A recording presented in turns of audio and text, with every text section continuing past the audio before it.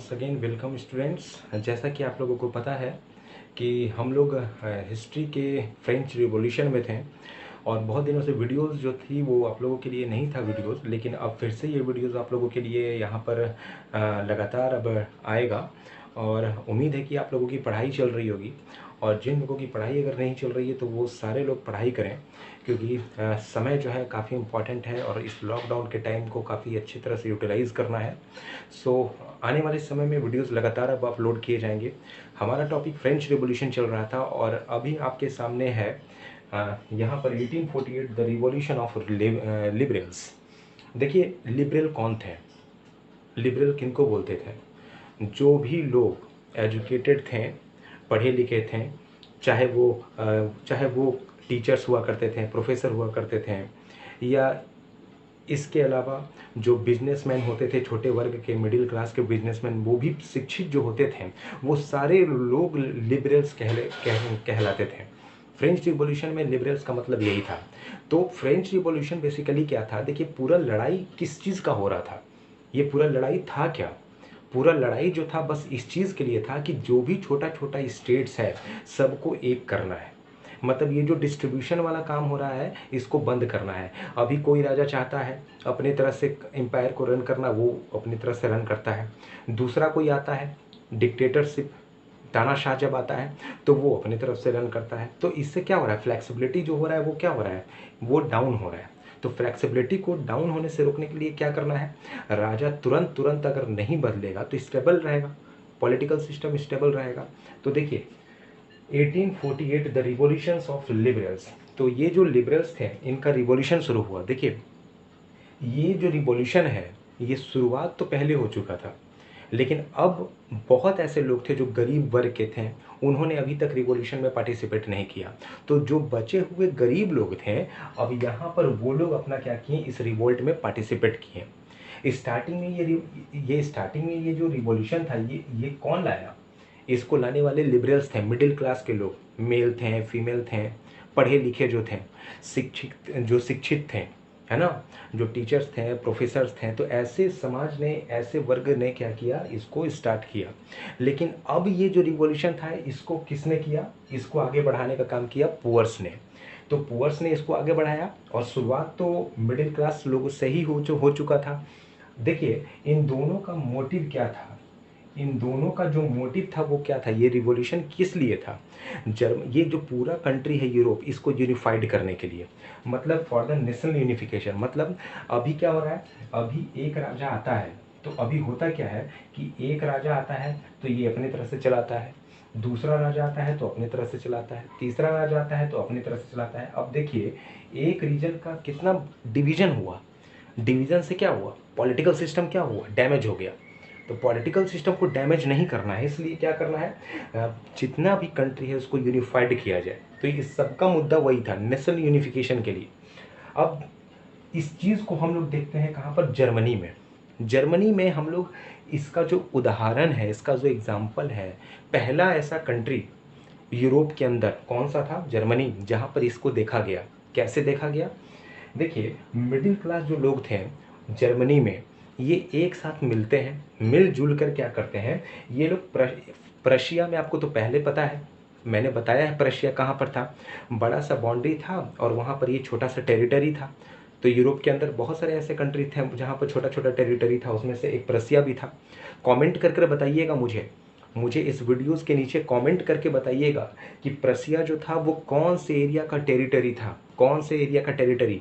मैंने पिछले वीडियोस में, पिछले लेक्चर्स में आपको इसके बारे में बतलाया था, कमेंट जरूर करिएगा वीडियोस में। और फ्रैंकफर्ट में, प्रशिया में भी, ये तो एक प्रशिया है, इस प्रशिया में भी एक छोटा जगह था, कौन सा? फ्रैंकफर्ट। तो फ्रैंकफर्ट में वहाँ पर मिडिल क्लास लोग एक साथ जमा होते हैं। तो फ्रैंकफर्ट भी तो बहुत बड़ा होगा, है ना? तो फ्रैंकफर्ट में कहाँ पर? वहाँ पर फ्रैंकफर्ट का पार्लियामेंट, जैसे हमारे अपने यहाँ क्या है, संसद है, तो वैसे फ्रैंकफर्ट में भी वहाँ पर पार्लियामेंट हुआ करता था, उनका एक असेंबली हुआ करता था। तो वहाँ पर पार्लियामेंट के पास वो लोग क्या होते हैं? एक साथ मिलते हैं। तो पार्लियामेंट में भी कहाँ पर? वहाँ पर तो कोई खास स्पेसिफिक जगह होगा। तो वो जगह था कौन सा? Saint Paul church. कौन सा जगह था? Saint Paul church. देखिए, इस चीज़ को समझिए। अपने यहाँ जैसे मीटिंग होता है ना, तो मीटिंग को तो बहुत सारे हमारे यहाँ मीटिंग प्लेसेस होते हैं, है ना, असेंबली के प्लेसेस होते हैं। तो यूरोप के कंट्रीज़ में ये जो इस समय का जो इस फेज का जो इस ये जो फेज था, यहाँ पर जो मीटिंग हुआ करता था, ये मीटिंग कहाँ पर हुआ करता था? ये मीटिंग हुआ करता था चर्च में। चर्च एक ऐसा जगह था जहाँ पर कैथोलिक और नॉन कैथोलिक लोग वहाँ जमा होते थे प्रे करने के लिए, प्रेयर करने के लिए, और साथ में कोई भी इंपॉर्टेंट डिस्कशन अगर होता था तो उसको क्या किया जाता था, यहीं पर चर्च में बैठकर। ये सिर्फ सेंट पॉल चर्च की बात नहीं है, ये पूरे यूरोप में जितना भी चर्च था वहाँ पर इसका यूज यही होता था।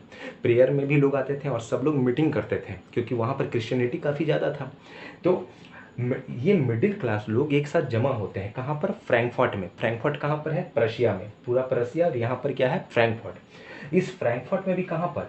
यहाँ पर एक पार्लियामेंट था, और पार्लियामेंट के पास भी कौन सा जगह था? Saint Paul church. क्यों वहाँ पर सब लोग इकट्ठा होते हैं?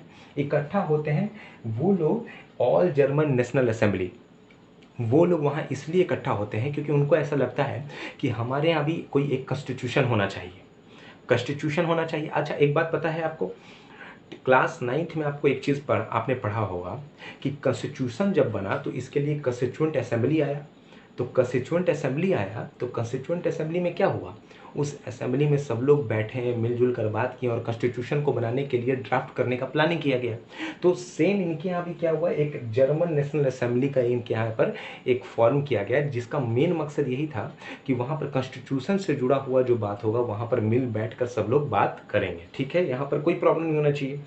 अब देखिए वहाँ पर सब लोग क्यों जमा हुए हैं उस असेंबली में? क्योंकि उनको क्या चाहिए था? कॉन्स्टिट्यूशन करना था, कॉन्स्टिट्यूशन बनाना था। अब देखिए वहाँ पर 811 लोग, है ना, अपने अभी कॉन्स्टिट्यूशन बना था तो भीमराव अम्बेडकर थे, जवाहरलाल नेहरू थे, मोतीलाल नेहरू थे, है ना, सच्चिदानंद सिन्हा थे, बहुत लोग थे, है ना, राजेंद्र प्रसाद थे भी। तो इन जैसे अपने यहाँ इतने सारे लोग थे, इंपॉर्टेंट मेंबर, बहुत सारे मेंबर। तो उनके यहाँ भी ये जो असेंबली था इसमें 811 बड़े इंपॉर्टेंट मेंबर थे। कहाँ के? ये फ्रैंकफर्ट। फ्रैंकफर्ट कहाँ पर? प्रशिया। और कमेंट करके बताइए ये प्रशिया कहाँ पर है, किसका वो टेरिटरी है? 811 मेंबर वहाँ पर मिलते हैं, जुलते हैं और इस बात पर सहमति अपना देते हैं कि नहीं, हमारे यहाँ भी अपना कॉन्स्टिट्यूशन होना चाहिए। नहीं तो क्या होगा कि आज कोई दूसरा राजा यहाँ पर आ जाएगा, कल कोई दूसरा आ जाएगा, परसों यहाँ पर कोई तीसरा आ जाएगा, तो इसको बचाने के लिए अपने यहाँ कोई कॉन्स्टिट्यूशन होना चाहिए। तो उसके बाद 811 मेंबर ने ड्राफ्ट किया कॉन्स्टिट्यूशन। कॉन्स्टिट्यूशन को वहाँ पर ड्राफ्टिंग का मतलब ये हुआ कि उसको बनाने का वहाँ पर बात को लाया गया। तो जब कॉन्स्टिट्यूशन को ड्राफ्ट कर दिया गया, मतलब ड्राफ्टिंग का मतलब क्या होता है? ड्राफ्टिंग का मतलब क्या हुआ? कॉन्स्टिट्यूशन का बनना और ड्राफ्टिंग दोनों में अंतर है ना। देखिए ड्राफ्टिंग का मतलब ये होता है कि जैसे कॉन्स्टिट्यूशन है तो उसमें क्या क्या चीज़ होना चाहिए, हम अपना राय अपने पेजेस में लिख कर देंगे, तो वो राय अगर किसी को अच्छा लगेगा तो वो आगे फॉरवर्ड होगा। तो वो जो हम लिख कर देंगे, अभी तैयार हुआ नहीं है लेकिन हम अपने चीज़ों को लिख कर उसमें दे रहे हैं कि ऐसा होना चाहिए, तो वो जो स्टेज होता है उसका, उसको क्या बोलते हैं? ड्राफ्टिंग बोलते हैं। क्या बोलते हैं? ड्राफ्टिंग, है ना। अभी फाइनल स्टेज में ये गया नहीं है, फाइनल स्टेज के पहले का स्टेज जो हुआ ये क्या हुआ? Drafting stage. तो 8 से 11 मेंबर ने मिलकर क्या किया, वहाँ पर कॉन्स्टिट्यूशन को ड्राफ्ट किया। और वहाँ पर एक राजा हुआ करता था। ये जो पॉल चर्च है ना, तो जैसे हर चर्च में एक फादर होते हैं, तो वहाँ हर चर्च में कुछ ना कुछ तो वहाँ पर हेड होगा, अथॉरिटी होगा। तो वहाँ पर भी क्या था? Frederick Wilhelm four, Frederick Wilhelm four, यहाँ पर इस बार यहाँ पर चर्च में भी वो था, उसी के अंदर में ये सब कुछ हो रहा था। तो जब 8 से 11 लोग कॉन्स्टिट्यूशन के बारे में सहमति अपना देते हैं तो ये चीज़ जाता है किसके पास? ये इसी चर्च में कौन है? फ्रेडरिक विल्हेम फोर, वो भी आया हुआ है। और वो कौन है? वो पूरे प्रशिया का राजा हुआ करता था, है ना। ये जो पूरा प्रशियन एम्पायर है, यहाँ का ये राजा हुआ करता था कौन? फ्रेडरिक विल्हेम, है ना। तो इसके पास जब गया कि लोग 811 लोग, और सिर्फ 811 नहीं, इसके साथ साथ पूरे टेरिटरी के लोग चाह रहे हैं कि वहाँ पर उनका एक अपना कॉन्स्टिट्यूशन हो। तो ये राजा के पास जैसे गया तो राजा ने इसे क्या किया? इसको क्या किया? रिजेक्ट कर दिया। अब जब ये रिजेक्ट हो गया तो ऑब्वियस बात है इस पार्लियामेंट में बैठने का कोई मतलब निकला? ये पार्लियामेंट का कोई फ्रूटफुल मतलब निकला? नहीं निकला। ये पार्लियामेंट भी क्या हो गया? पूरी तरह से फेल्ड हो गया। यानी देखा जाए तो 1848 में जो रिवॉल्यूशन ऑफ लिबरल था, इसमें हमको बस इंपॉर्टेंट ये है कि ये जो स्टेज था, ये शुरुआत तो मिडिल क्लास लोगों ने किया था, लेकिन इसको अभी भी बहुत लोग तक पहुंचा नहीं। कौन लोग तक नहीं पहुंचा? पुअर लोग जो थे, तो उन तक उन्होंने उनके पास भी अब ये रिवॉल्ट पहुंच गया। अब सब लोग मिल गए हैं रिवॉल्ट में। अब मिल गए हैं तो लोग को क्या चाहिए? लोग को चाहिए एक मेरा अधिकार, मेरा अपना कॉन्स्टिट्यूशन, ताकि कोई राजा अपने मन से काम ना करे। कोई अगर चाहता है कि हम अगर रन करें तो सारे पब्लिक लोग के मदद से सारे लोगों का उसमें हित हो, सारे लोगों का उसमें राय और सहमति हो, है ना। तो ये चीज़ होना चाहिए। तो इस चीज़ के लिए क्या हुआ? इस चीज़ के लिए लोगों ने वहाँ पर एक साथ वोटिंग देना शुरू किया। और किस चीज़ के लिए? एक अपना कॉन्स्टिट्यूशन के लिए। ये केस कहाँ पर देखा गया? ये जर्मनी में देखा गया। आपको मैंने बोला था कमेंट में लिखने के लिए, कमेंट में लिखिएगा, लेकिन आपके सामने यहाँ पर मैंने आंसर भी रखा हुआ है ना। तो ये जो जर्मनी है, यहाँ पर जर्मनी में भी ये जो पार्ट है खासकर प्रसिया एम्पायर, प्रसियन टेरिटरी का, तो प्रसिया में भी कौन सा जगह? फ्रैंकफर्ट जो है, फ्रैंकफर्ट में फ्रैंकफर्ट पार्लियामेंट, और वहाँ पर सेंट पॉल चर्च, वहाँ पर चर्च में बहुत लोग बैठे हुए थे, लेकिन 811 लोगों ने कॉन्स्टिट्यूशन के लिए अपने बात को रखा। और वहाँ पर हेड कौन था? Frederick Wilhelm four. तो जब लोगों ने बात रखा तो फ्रेडरिक विल्हेम फोर ने क्या किया? उसको रिजेक्ट कर दिया। तो जब रिजेक्ट हो गया तो कॉन्स्टिट्यूशन भी रिजेक्ट हो गया, और ये सारा जो पार्लियामेंट है इसका ऑब्जेक्टिव भी क्या हो गया? सब कुछ यहाँ पर रिजेक्ट हो गया। बात करते हैं पोजीशन ऑफ वीमेन के बारे में। तो पोजीशन ऑफ वीमेन देखिए, हम लोगों ने पढ़ा है कि शुरुआती दौर पर जैसे ये कंट्री जब मोनार्कियल सिस्टम में था, तो उस समय से लेकर जैसे जैसे ये आगे बढ़ते गया ट्रांसफॉर्मेशन की स्टेजेस तक, तो यहाँ पर क्या चेंजेस मिले कि वीमेन के स्टेटस में थोड़े थोड़े चेंजेस आपको देखने को मिले। तो यहाँ पर भी वही बात कही गई है कि मोनार्कियल सिस्टम में भी क्या हुआ, मतलब ये जो मोनार्कियल सिस्टम था, डिक्टेटरशिप, अब वीमेन इतनी तबाह हो गई, फीमेल इतना तबाह हो गया कि ये लोग भी अपने फ्रीडम के लिए, अपने राइट्स के लिए ये लोग मांग करते थे।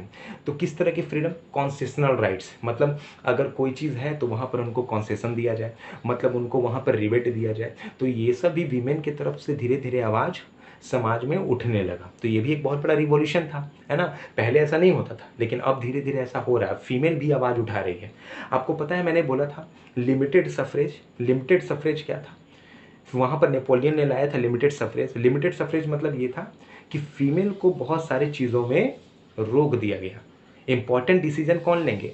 इंपॉर्टेंट डिसीजन या तो उसके फादर लेंगे, अगर कोई लड़की अनमैरिड है तो उसके फादर डिसीजन लेंगे, अगर मैरिड है तो उसका हस्बैंड डिसीजन लेगा। उस फीमेल को कोई भी डिसीजन लेने का हक नहीं था, है ना। तो ऐसे चीज़ों को बोलते हैं लिमिटेड सफरेज, है ना। तो यहाँ पर पोजीशन ऑफ वीमेन में ये जो वीमेन है, इन्होंने भी कॉन्सेशन को ग्रांट करना शुरू कर दिया, कॉन्सेशन को लेना यहाँ पर शुरू कर दिया। इनकी भी मांगे धीरे धीरे बढ़ते गई। और वहाँ पर एक चीज़ बहुत ज़्यादा ही वहाँ पर धीरे धीरे यूरोप में फेमस हो रहा था, सर्फडम एंड लेबर, मतलब दासता। किसी भी फीमेल को वहाँ पर क्या किया जाता था? उनसे नौकरशाही का काम करवाया जाता था, बॉन्डेड लेबर, ज़बरदस्ती उन्हें गुलामी करवाया जाता था। तो बहुत जो आप सुनते हैं ना दासता, दास, तो ये सब चीज़ों में वीमेन को काफ़ी इंडल्ज किया जाता था। ना तो वोटिंग राइट थे, ना एजुकेशनल राइट थे, इन सब राइट्स को दबाया गया। तो वीमेन भी धीरे धीरे इन्होंने भी आवाज़ उठाया। तो होप सो कि इस वीडियोस में हम लोगों ने यहाँ पर 1848 से रिलेटेड रिवॉल्यूशन ऑफ लिबरल्स के बारे में पढ़ा है। आने वाले वीडियोस में बहुत जल्द हम लोग जर्मनी के यूनिफिकेशन के बारे में पढ़ेंगे और इटली के बारे में पढ़ेंगे। तो पढ़ाई को कंटिन्यू रखिए, हम लोग बहुत जल्द मिलते हैं अगले वीडियोज़ में। और इस वीडियोज़ को लाने का मोटो यही है कि आपकी पढ़ाई जो है वो कंटिन्यू रहे, कहीं पर भी बीच में ब्रेक ना हो, और आगे बढ़ते हैं हम लोग। Thanks for watching this video. जिन लोगों ने शेयर नहीं किया हुआ है शेयर कर दें, और सब्सक्राइब को जिन्होंने सब्सक्राइब का बेल आइकन नहीं दबाया हुआ है वो बेल आइकन दबा दें। So thanks again for watching this videos.